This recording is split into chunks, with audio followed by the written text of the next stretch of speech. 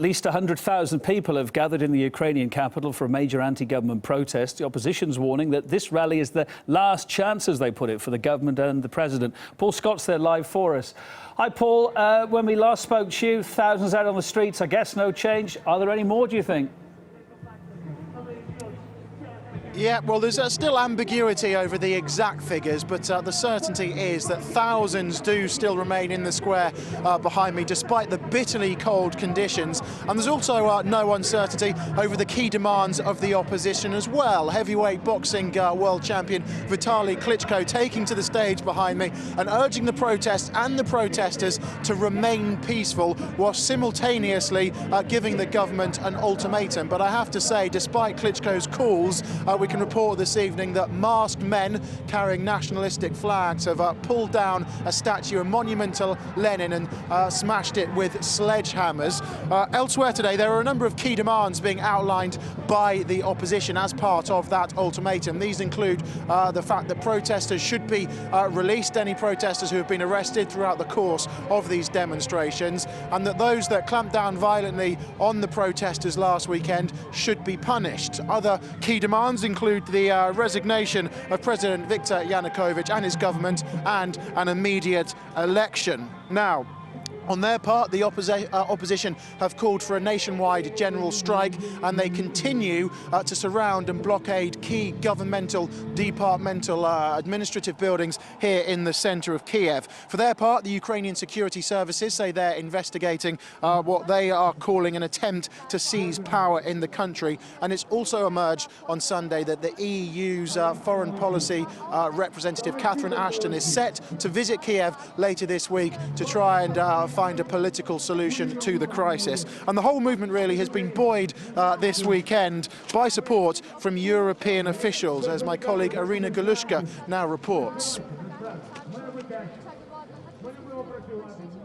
Ukraine is not the only EU neighbor seeing anti-government anger on its streets, but for some reason Kiev's Independence Square has captured the minds of politicians from Europe and the US. We have seen a veritable parade of them here, rubbing elbows with the opposition leaders and even sometimes taken to the stage to speak for the crowds. And yet few seem to have made the path to hear it from both sides, from the country's leaders and their supporters.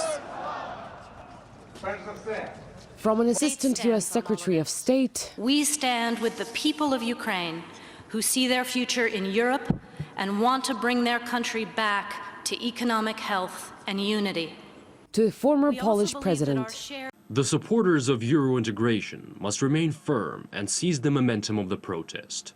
This is the only way they can get Yanukovych to make concessions. And current members of the European Parliament.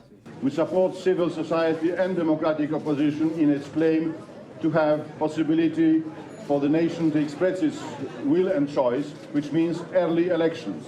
What began as a pro-EU push descended into an out-and-out attack on the leadership. The usual buzzwords of democracy, justice and the will of the people were interspersed with not-so-subtle calls for President Viktor Yanukovych to admit he's been beaten. I mean, this is clear interference in the internal affairs of a sovereign country, and they're not even hiding it anymore.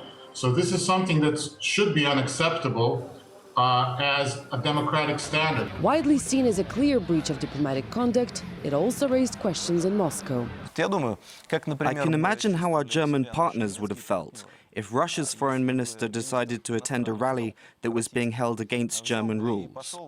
I don't think they would consider it a friendly step. Meeting with opposition members is one thing, but taking part in rallies, that's interference in domestic affairs. Early in the week, the government survived a no-confidence vote in the Ukrainian parliament. Defeated by the democratic process, opposition MPs went on to block the stage and stalling parliament. Outside, protest leaders called on people to take over as many civic offices as possible. The idea of the whole process of walking is to show that Ukrainians are ready to be part of Europe and they can protest in a peaceful European manner. Of course, majority of the people are trying to keep it civil or keeping it peaceful, but what exactly will happen later in the day, we have yet to find out.